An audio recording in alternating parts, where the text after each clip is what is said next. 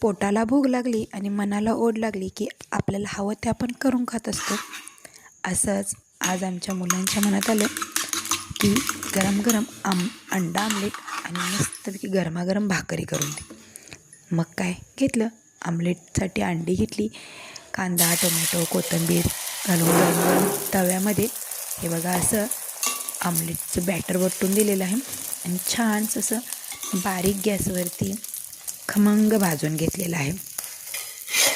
गरमागरम भाकरीसोबत अंड्याचं आमलेट मुलांना खूप आवडतं आणि त्या पद्धतीनं आपण करून गरमागरम घातलं की छान पोटभरून मुलं खातातसुद्धा.